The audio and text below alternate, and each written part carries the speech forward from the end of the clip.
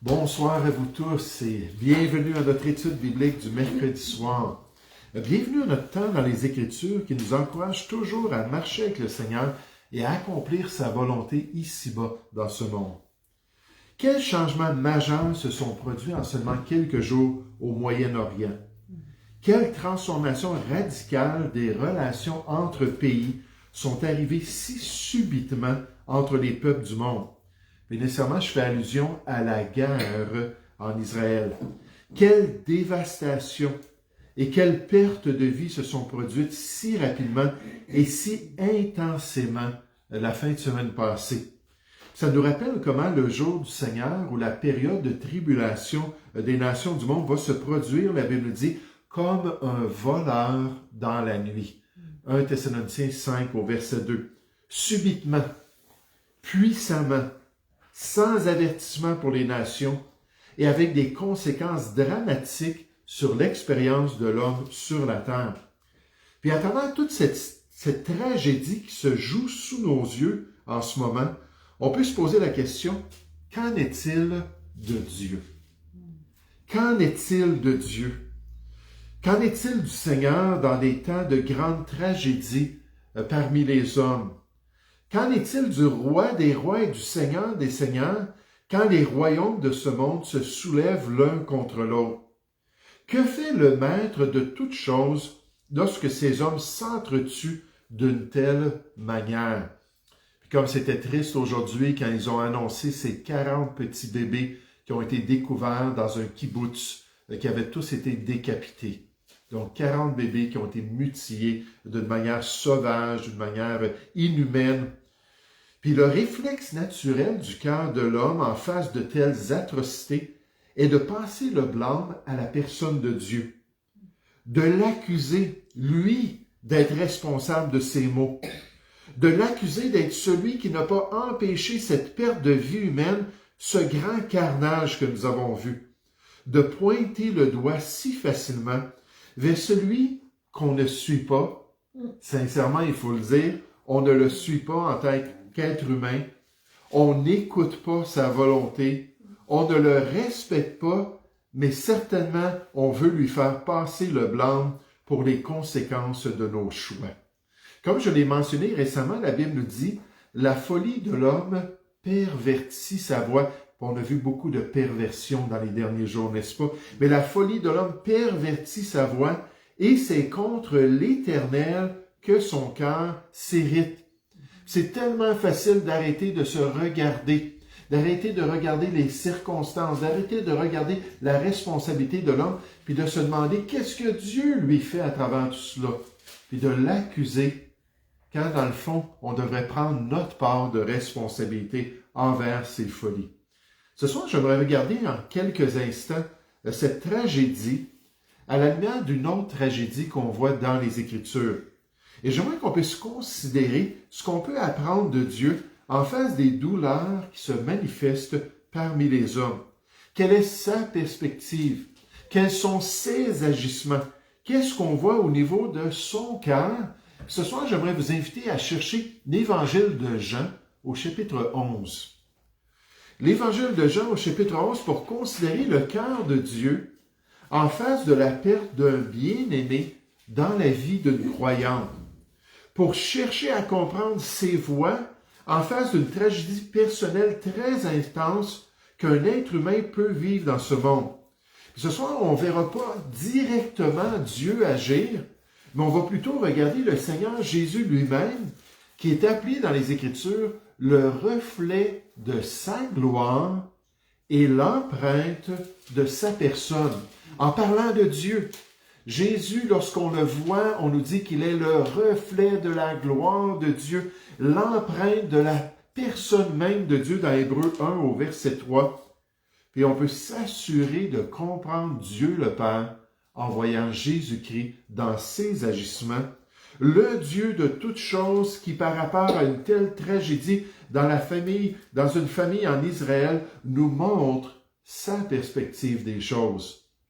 Jésus a dit de lui-même, « Moi et le Père, nous sommes un. » Jean 10 au verset 30. Dans Jean 12, 45, il a dit, « Celui qui me voit, voit celui qui m'a envoyé. Donc, il dit, je suis le reflet de son cœur, je suis le reflet de sa personne. Dans Jean 14, versets 9 et 10, il a dit, celui qui m'a vu a vu le Père. Je suis dans le Père et le Père est en moi.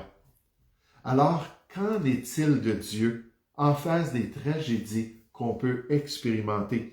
Puis Jésus va nous le révéler par son exemple. Il va nous montrer ce que Dieu pense et ce que Dieu est prêt à faire en face de telles tragédies. Jean chapitre 11 au verset 1. Jean chapitre 11 au verset 1, il y avait un homme malade, Lazare, de Béthanie, village de Marie de Marthe, sa sœur. C'était cette Marie qui oignit de parfum le Seigneur et qui lui essuya les pieds avec ses cheveux. Et c'était son frère Lazare qui était malade. Le texte biblique qu'on va regarder ce soir présente l'expérience de Marthe et de Marie en face de la perte de leur frère Lazare, puisqu'il explique comment finalement ce Juif allait mourir d'une maladie. Et ce que ces deux sœurs-là ont expérimenté, on va le comparer avec la réaction du Seigneur Jésus pour comprendre le cœur de Jésus, comprendre nécessairement le cœur de Dieu en face de nos tragédies, en face d'une déchirure tellement intense dans cette famille. Et à travers cette crise interpersonnelle, on a le privilège de voir Jésus à l'œuvre, d'apprendre de ses agissements pour mieux comprendre son Père céleste dans une telle situation. Puis on aimerait tellement cela. Des fois, j'essaie de m'imaginer des choses, mais on aimerait tellement ça que Dieu ait un podcast sur l'Internet. Je parle à la manière des hommes. Des fois, Paul dit ça, je vous dis ça à la manière des hommes. Et qu'il commente toutes les injustices, tous les drames, cette misère de l'homme, pour qu'on puisse voir comment est-ce que lui voit ces choses-là.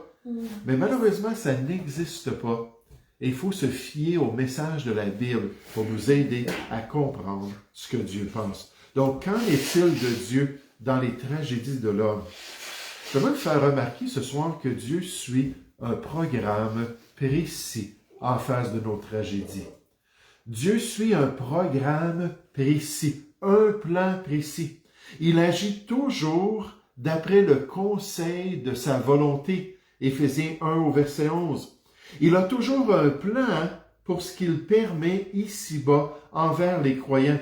La Bible nous promet que l'Éternel a tout fait pour un but. Il est toujours dirigé par sa sagesse infinie.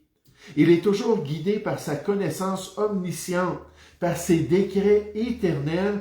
L'Éternel a tout fait pour un but, pour nous dire même le méchant pour le jour du malheur, dans sa justice en son temps envers les impies de ce monde. Proverbe 16 au verset 4. Puis dans la tragédie personnelle de Marthe et de Marie, on voit que le Seigneur Jésus suit le plan parfait de son Père céleste pour cette famille. Jean chapitre 11 au verset 3. Les sœurs envoyèrent dire à Jésus, « Seigneur, voici celui que tu aimes est malade. » Après avoir entendu cela, Jésus dit, « Cette maladie n'est point à la mort, mais elle est pour la gloire de Dieu, afin que le Fils de Dieu soit glorifié par elle. » Or, Jésus aimait Marthe et sa sœur et Lazare. Lorsqu'il lui apprit que Lazare était malade, il resta 2 jours encore dans le lieu où il était. Et il dit ensuite aux disciples, donc il apprend cela officiellement. Il était déjà au courant des détails. Il savait déjà ce que son Père voulait. Vous vous rappelez, Jésus a dit, les actions, les agissements, les miracles, les signes, tout ce que je fais vient de mon Père. Il a dit, même mes paroles, puis mon enseignement vient de mon Père. Puis son Père lui communiquait exactement pas par pas ce qu'il devait faire. Puis là, il apprend ça, que Lazare est malade. Son Père céleste lui dit, tu sais pourquoi, tu sais ce qu'on veut faire à travers tout cela. Alors, attends 2 jours avant de partir, avant de rejoindre la famille. Il restait encore 2 jours dans le lieu où il était, verset 7. Il dit ensuite aux disciples, retournons en Judée. Les disciples dirent, Rabbi, les Juifs tout récemment cherchaient à te l'habiter et tu retournes en Judée. Jésus répondit, n'y a-t-il pas 12 heures au jour? Si quelqu'un marche pendant le jour, il ne bronche point parce qu'il voit la lumière de ce monde. Mais si quelqu'un marche pendant la nuit, il bronche parce que la lumière n'est pas en lui. Après ces paroles, il leur dit, Lazare, notre ami, dort, mais je vais le réveiller. Là, on va voir la réaction des apôtres, mais je veux juste vous mentionner cette expression-là, dort, c'est koimao, dans le grec. Ça signifie quelqu'un qui est étendu, quelqu'un qui est couché, quelqu'un qui est sur le dos. L'expression pouvait désigner quelqu'un qui dormait dans son lit, ou pouvait désigner tout simplement un cadavre couché dans un cercueil. C'était pas clair ce que Jésus voulait dire. Tout dépendait du contexte de son utilisation. C'est un mot générique qu'on dit en grec. Verset 12. Les disciples dirent, Seigneur, s'il dort, il sera guéri. S'il est en train de se reposer, c'est bien, la maladie va venir qu'à partir, puis il va être rétabli dans sa santé. Verset 13, Jésus avait parlé de sa mort, mais ils crurent qu'il parlait de l'assoupissement du sommeil. Alors Jésus leur dit ouvertement, Lazare est mort, ou cette fois-là, il est décédé. Le mot est clair. Puis remarquez ce que Jésus dit ensuite concernant la tragédie de cette famille. Verset 15. Et à cause de vous, afin que vous croyiez, donc avec un objectif précis en vue, un objectif qui pouvait même avoir des conséquences éternelles dans le cœur de certains. On va le voir tout à l'heure quand Jésus va dire « Lazare, sors !» Là, il y a des gens qui vont se convertir à cause de ça. Mais il dit « Je me réjouis de ce que je n'étais pas là pour le guérir. Mais allons vers lui. » Sur quoi Thomas, appelé Didyme, dit aux autres disciples « Allons aussi, afin de mourir avec lui. » Jésus étant arrivé, trouvant que Lazare était déjà depuis 4 jours dans le sépulcre, donc il voulait que ça soit clair qu'il était vraiment mort, il sentait déjà. Et comme Béthanie était près de Jérusalem, à 15 stades environ, beaucoup de Juifs étaient venus vers Marthe et Marie pour les consoler de la mort de leur frère. Lorsque Marthe apprit que Jésus arrivait, elle alla au-devant de lui, tandis que Marie se tenait assise à la maison. Marthe dit à Jésus avec sa perspective, avec son cœur brisé, « Seigneur, si tu avais été ici, mon frère ne serait pas mort. » Mais n'oubliez pas que Jésus dit, cette maladie-là ne mène pas à la mort, mais à la gloire du Fils de Dieu. C'est juste temporaire, cette mort-là. Mais elle ne voyait pas cela. Ce n'était pas le plan parfait de Dieu que Jésus guérisse Lazare avant qu'il ait goûté à la mort, et que les gens puissent comprendre que Dieu est souverain sur la mort des hommes et aussi sur leur résurrection. Verset 25, Jésus lui dit, « Je suis la résurrection et la vie. Celui qui croit en moi vivra même s'il meurt, et quiconque vit et croit en moi ne mourra jamais. » Crois-tu cela? Et nécessairement, Marthe et Marie étaient confrontées avec cette réalité-là, puis en voyant leur frère ressuscité, là, elles allaient croire. Dans les tragédies humaines, Dieu a toujours un plan. Il a toujours une bonne raison.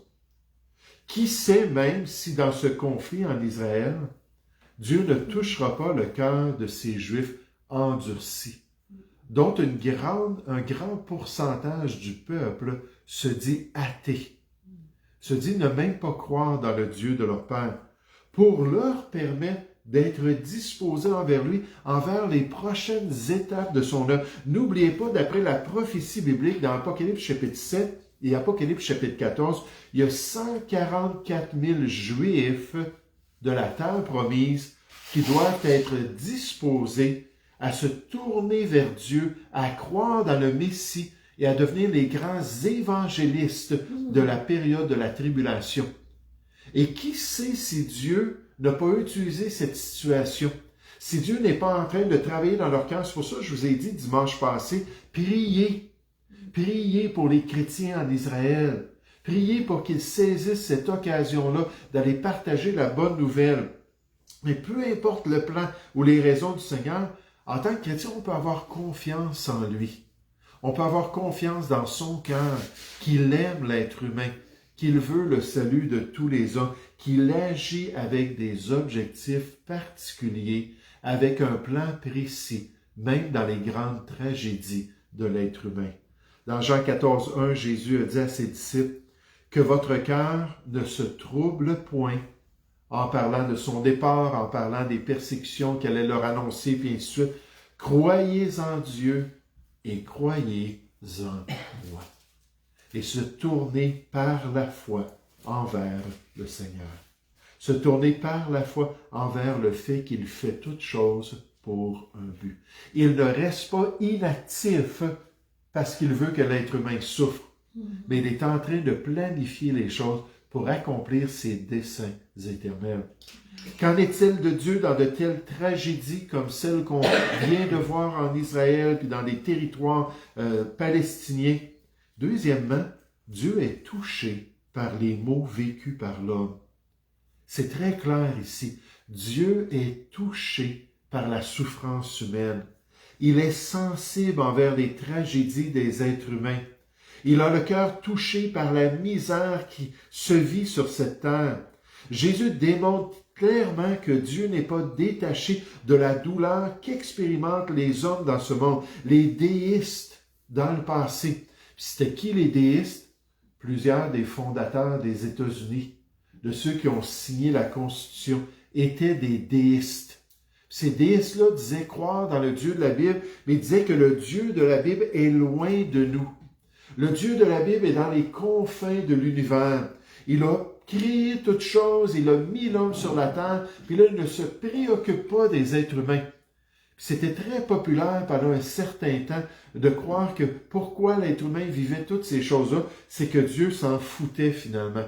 Il n'avait aucun intérêt pour l'être humain. C'est totalement faux. C'est totalement le contraire à ce qu'on voit dans l'Ancien Testament.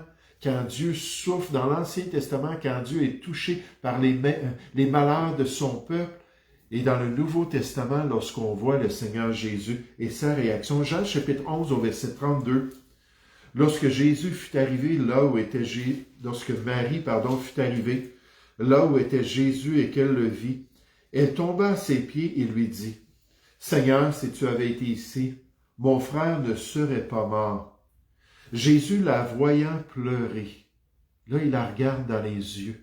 Il voit les larmes couler. La voyant pleurer, elle et les Juifs qui étaient venus avec elle, frémit en son esprit et fut tout ému. Puis à quelques reprises dans son ministère, on le voit comme ça. Vous vous rappelez quand il arrive là, sur le bord de la mer de Tibériade, puis là il voit les foules s'en venir, puis il les regarde, puis il les voit comme des brebis sans berger. Des brebis là, qui ont toutes sortes de problèmes, toutes sortes de défis, mais qui n'ont pas une relation avec Dieu. La Bible nous dit, comme par exemple dans Matthieu 9, 36, qu'il fut ému de compassion pour la foule. Son cœur est touché, il est affecté. Il arrive à Jérusalem, Jérusalem qui a tué tous ces prophètes-là, qui ont rejeté ceux qu'il leur avait envoyés. Il dit comme une mère, comme une poule rassemble ses poussins pour prendre soin d'elle. Il dit combien de fois j'ai voulu faire ça. Puis il pleurait alors qu'il se lamentait sur la condition des Juifs, sur la grande épreuve qui allait venir en Israël, avec les Romains qui allaient détruire la ville en l'an 70, puis les 1 million de Juifs qui allaient mourir à cette époque-là. Puis Jésus avait le cœur brisé. Il était tout ému. Verset 34, il dit, « Où l'avez-vous mis? » Seigneur, lui répondirent-ils, « Viens et vois. » Verset 35, Jésus pleura. C'est peut-être le plus petit verset dans la Bible, mais j'aimerais vous dire que c'est le plus grand message qu'on peut retenir ce soir. Jésus pleura. Dieu manifesté en chair, le reflet parfait de la Trinité, Jésus pleura en face de ça.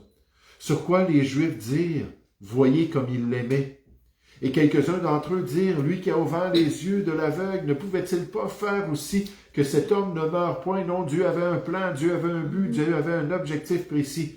Jésus, frémissant de nouveau en lui-même, se rendit au sépulcre. C'était une grotte et une pierre était placée devant.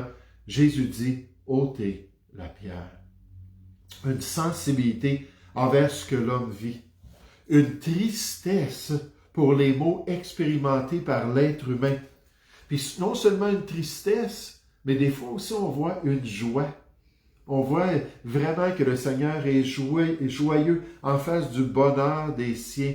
Des fois de la tristesse, des fois de la joie. La Bible affirme que notre Dieu prend plaisir au bonheur des hommes. Deutéronome chapitre 30 au verset 9. Un de mes versets favoris dans la loi de Moïse, dans la Torah, c'est Deutéronome 5 au verset 29. On nous dit, « Oh, c'est Dieu qui parle. Oh, s'ils avaient toujours ce même cœur, pour me craindre et pour observer tous mes commandements, afin qu'ils soient heureux à jamais, eux et leurs enfants, oh, que ce serait merveilleux! » Alors que le peuple était bien disposé en face de la personne de leur Dieu. On voit que Dieu est sensible. Dieu est touché par l'expérience de l'homme. Puis nécessairement, comme les autres aspects de sa personne, ses émotions sont toujours en harmonie avec sa nature, sont toujours en harmonie avec son plan, sont toujours en harmonie avec ses décrets. Puis malgré la douleur et la joie du cœur de Dieu, Dieu va toujours accomplir ce qu'il sait être le mieux pour l'homme. Je pensais au Seigneur Jésus lorsqu'il a été séparé de son Père céleste sur la croix du Calvaire et qu'il s'est écrié « Mon Dieu, pourquoi m'as-tu abandonné ?» Le cœur brisé de ne plus être en relation avec Dieu lorsqu'il est devenu péché pour nous, 2 Corinthiens 5, 21, que Dieu s'est détourné de lui, qui était sous la malédiction, Galates chapitre 3, et je pense que c'est au verset 12 que ça nous dit ça, il est devenu malédiction. Mais les émotions du Seigneur Jésus, malgré leur intensité, malgré qu'ils étaient au maximum de ce qu'il avait vécu en tant que le Fils de l'homme, cette douleur et cette confusion-là ne l'ont pas détourné du plan de Dieu. Il a continué jusqu'à ce qu'il puisse dire « Tout est accompli. C'est fait, c'est achevé. » Qu'en est-il de Dieu dans les tragédies de l'homme? Dieu suit toujours un programme. Il suit toujours un plan précis, guidé par sa grande sagesse et par ses décrets pour l'humanité. Qu'en est-il de Dieu dans les tragédies de l'homme? Dieu est touché par les maux de l'homme. Il n'est pas insensible. Il n'est pas loin de l'être humain. Il n'est pas sans compassion et sans tendresse envers chacun de nous. Je pense qu'un autre exemple biblique de cela vient de l'expérience de Jonas, n'est-ce pas? Lorsqu'il est allé prêcher contre Ninive, la capitale de l'Empire assyrien, puis qu'il a demandé à Dieu de ne pas accepter leur repentance. Il a demandé à Dieu de quand même détruire le peuple. Puis le Seigneur lui a répondu parce que dans le contexte, Jonas était triste. Pourquoi? Parce que le ricin, le bel arbre que Dieu avait fait pousser, qui lui donnait un ombrage, le ricin avait séché. Puis là, il était vraiment irrité de cela. Dieu a dit à Jonas, « Et moi, je n'aurai pas pitié de Ninive, la grande ville, dans laquelle se trouvent plus de 120 000 hommes qui ne savent pas distinguer leur droite de leur gauche et des animaux en grand nombre, 120 000 enfants. » C'est comme ça que c'est interprété, cette expression-là. Puis il dit, n'aurais-je pas pitié de ces enfants-là, malgré que le peuple était grandement coupable. Nahum nous dit que ce peuple-là, lorsqu'il rentrait dans une ville, il laissait une montagne de crânes. Les Assyriens tuaient tout le monde, puis en faisaient un spectacle en mettant à la porte de la ville une montagne de crânes des soldats ennemis. Lorsqu'ils faisaient du commerce, ils étaient toujours en train de tricher, en train de tromper. Ça me fait penser à la Chine. Oh, faut pas dire ça. Mais toujours en train de changer les règles, toujours en train de changer la valeur de la devise. Ça. Les Assyriens étaient exactement comme ça. C'était un peuple grandement coupable. La colère de Dieu était sur eux. S'ils ne se repentaient pas, ça allait être fini. Puis grâce au ministère de Jonas et à la miséricorde de Dieu, ils ont eu 100 ans. Puis là, Nahum a fait la même chose, il les a avertis. Cette fois-là, ils ne se sont pas repentis, puis ils ont été conquis, ils ont été anéantis. Mais Dieu a dit, il y a 120 000 enfants dans cette ville-là. Et moi, je n'aurais pas compassion d'eux. Alors que toi, tu pleures sur un arbre qui vient de mourir. Qu'en est-il de Dieu dans les tragédies humaines? Dieu se sert des tragédies dans ce monde pour préparer les gens pour l'éternité.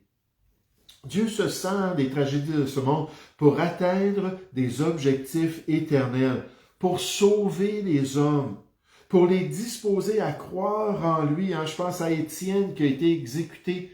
Puis qu'est-ce que ça a fait? Ça a ouvert la porte au salut de Saul de Tarse. Alors que les gens se lamentaient sur Étienne, rempli de l'esprit et de sagesse, puis comment un tel serviteur de Dieu a été traité comme ça par le Sanhédrin juif. Puis Dieu a utilisé cela avec d'autres choses pour préparer le salut d'un jeune homme, Saul de Tarse, qui allait devenir l'apôtre Paul. Mais c'est pour ça que je vous disais de prier pour le Moyen-Orient, puis prier pour les chrétiens qui se trouvent dans ces deux territoires en guerre. Jean chapitre 11 au verset 38. Jésus, frémissant de nouveau en lui-même, se rendit au sépulcre. C'était une grotte et une pierre était placée devant. Jésus dit, « ôtez la pierre. » Marthe, la sœur du mort, lui dit, « Seigneur, il sent déjà, car il y a 4 jours qu'il est là. » Évidemment, les sœurs étaient revenues, et elles étaient allées pleurer leur frère. Puis là, à travers même la pierre, elles avaient senti que le corps était en train de se décomposer. Jésus lui dit, « Ne t'avais-je pas dit que si tu crois, tu verras la gloire de Dieu? » Ils ôtèrent donc la pierre. Jésus leva les yeux en haut et dit, « Père, je te rends grâce de ce que tu m'as exaucé. Père, tu n'as pas été surpris par tout ça. Père, tu as entendu ma prière. Pour moi, je sais que tu m'exauces toujours, mais j'ai parlé à cause de la foule qui m'entoure, afin qu'ils croient que c'est toi qui m'as envoyé, comme les apôtres, comme les disciples, mais que toi aussi, cette foule-là, tu puisses les toucher, que ça puisse les disposer vers la foi qui va leur permettre d'être sauvés alors qu'ils vont se tourner vers Jésus. » Et en dit cela, il cria d'une voix forte, « Lazare, sors !» Et le mort sortit, les pieds et les mains liés de bandes et le visage enveloppé d'un linge. Jésus leur dit, « Déliez-le et laissez-le aller. » Plusieurs des Juifs qui étaient venus vers Marie et qui virent ce que fit Jésus, crurent en lui. Cet événement tragique, cette mort pénible, cette déchirure vraiment douloureuse, Dieu l'a utilisé pour le salut de ces gens. Ils crurent en lui. Mais quelques-uns d'entre eux allèrent trouver les pharisiens et leur dire ce que Jésus avait fait. Puis là, les pharisiens et les Sanhédrins ont dit, il faut qu'on tue ce faux prophète-là, puis même trouver Lazare, puis tuer-le. Parce qu'il y a plein de monde qui sont en train de croire. On voyait que ça s'était répandu, on voyait que les gens venaient pour voir Lazare, puis croire en Jésus, parce que Dieu allait utiliser cette tragédie dans leur cœur et pour leur éternité, leur destinée éternelle. Puis, avez-vous remarqué comment les tragédies révèlent l'état du cœur? Dans cette foule-là, en face de tout ce qu'ils ont expérimenté, ils ont pleuré avec Marthe, ils ont pleuré avec Marie, ils sont venus auprès du tombeau, ils ont vu le miracle. Puis en face de tout ça, il y en a qui ont ouvert leur cœur, puis il y en a qui ont endurci leur cœur. Ils savaient que Lazare était mort. Ils savaient qu'il était en train de pourrir là-bas dans le tombeau. Puis Jésus l'a fait sortir, il a commencé à marcher, puis il est sorti, puis il y avait tous les bandages, des fois jusqu'à 100 livres de bandes qu'il mettait tout à travers le corps, tout sur le corps, puis ensuite, lorsqu'il l'embaumait à la manière des Juifs, là, ils ont vu ça, puis ils ont dit, « Il faut aller le dire aux dirigeants d'Israël. » Ces occasions-là vont révéler le cœur. Les deux larrons sur la croix, une grande tragédie qu'ils vivaient, un s'est repenti, puis l'autre s'est endurci, puis est resté dans son péché. Et vous savez, quand je pense aux Juifs, je pense à tous ces événements qu'ils ont vécus à travers l'histoire, puis plus récemment à la Seconde Guerre mondiale, puis à l'Holocauste du peuple de Dieu, puis à ces témoignages qui ont été découverts dans certains des camps de concentration où ces Juifs ont été exécutés. Puis il y avait comme les mémoires dans des registres qui ont été gardés par les Allemands, alors que ces gens-là réalisaient qu'ils allaient probablement mourir. On leur demandait de dire leurs derniers vœux, d'expliquer leurs dernières pensées. Puis ils ont tout pris ça, puis ils ont mis ça dans des dossiers. Puis les Alliés, surtout les Américains, lorsqu'ils sont rentrés, ils ont trouvé ces dossiers-là, puis ils ont commencé à lire ça, puis c'est répertorié aujourd'hui. Puis plusieurs de ces Juifs-là, à cause de témoignages de chrétiens qui étaient aussi arrêtés, puis jetés dans ces camps de concentration, plusieurs de ces Juifs-là rendaient témoignage de leur foi avant de mourir dans ces chambres à gaz nazis, puis dans cette terrible expérience. Mais Dieu a sauvé plein de ces Juifs-là pendant la Deuxième Guerre mondiale. Et Dieu avait encore un but, même dans une grande tragédie comme l'Holocauste. Le pasteur Worsby nous dit, Jésus aurait pu prévenir la maladie de Lazare ou même le guérir là où il se trouvait, mais il a choisi de ne pas le faire. Il voit dans cette maladie une occasion de glorifier Dieu. C'était le plan de son Père. Il n'est pas important que nous, chrétiens, soyons confortables dans notre marche ici-bas, mais il est important que nous glorifions Dieu dans tout ce que nous faisons. Le message de notre Seigneur aux sœurs ne disait pas que leurs frères ne mourraient pas. Il promettait seulement que la mort ne serait pas le résultat ultime, car le résultat ultime serait la gloire même de Dieu. Il voulait qu'il s'empare de cette promesse. En fait, il a rappelé ce message à Marthe lorsqu'elle hésitait de faire ouvrir même le tombeau de son frère. Lorsque nous nous trouvons confrontés à la maladie, aux déceptions, au retard dans nos requêtes envers le Seigneur et même à la mort, notre seul encouragement est la parole de Dieu. Nous devons vivre par la foi et non par la vue. Leur situation semblait désespérée, mais les sœurs savaient que Jésus était le maître de chaque situation. Qu'en était-il du retard du Seigneur? Il n'attendait pas la mort de Lazare, car il était déjà mort. Jésus vivait selon le calendrier divin, et il attendait que le Père lui dise quand se rendre à Béthanie. Le fait que l'homme était mort depuis 4 jours donnait une plus grande authenticité à ce miracle et une plus grande opportunité pour que les gens puissent croire en lui, y compris ses propres disciples. Le résultat serait la gloire de Dieu et le renforcement de leur foi. Le pasteur Warren Worsby. En face des tragédies, Dieu n'est pas surpris. En face de la misère et des choses que l'être humain peut vivre sur cette terre, Dieu a toujours un programme, il a toujours un plan parfait pour l'avenir de l'homme. Dieu est sensible, on le voit dans les 2 testaments, envers les douleurs expérimentées par l'être humain. Il n'est certainement pas loin de chacun de nous et insouciant envers nous. Puis Dieu utilise les malheurs qu'on vit sur la terre pour préparer les hommes vers ce qui est le plus important, vers leur décision envers une éternité avec Dieu ou une éternité sans Dieu. C'est pour ça que je prie pour la paix d'Israël. Puis je prie qu'il y ait plein de Juifs qui se tournent vers Dieu, sincèrement, avec une vraie repentance, qu'ils entendent l'Évangile et que cette tragédie terrible puisse leur permettre de faire la plus grande décision qui va déterminer leur destinée. On va prier ensemble. Oui, Père Céleste, on veut te remercier pour ce beau passage des Écritures et cet exemple du Seigneur Jésus. Et Père Céleste, il y a tellement de tragédies qui se sont produites sur la terre depuis que l'être humain s'est détourné de toi, depuis le péché d'Adam et Ève, depuis ta malédiction de l'homme. Et Seigneur, on ne peut certainement pas expliquer tous ces phénomènes, expliquer toutes ces réalités douloureuses de notre passé. Mais Père, tu nous dis clairement qui tu es. Tu nous dis clairement que tu es souverain. Tu nous dis clairement que tu aimes l'être humain. Mais que dans ta justice et dans ta sainteté, tu permets une certaine liberté pour qu'il y ait malheureusement des maux terribles qui soient infligés au Fils de l'homme. Alors, Père Céleste, aide-nous à nous rappeler de ton cœur lorsqu'on ne voit pas nécessairement ta main agir.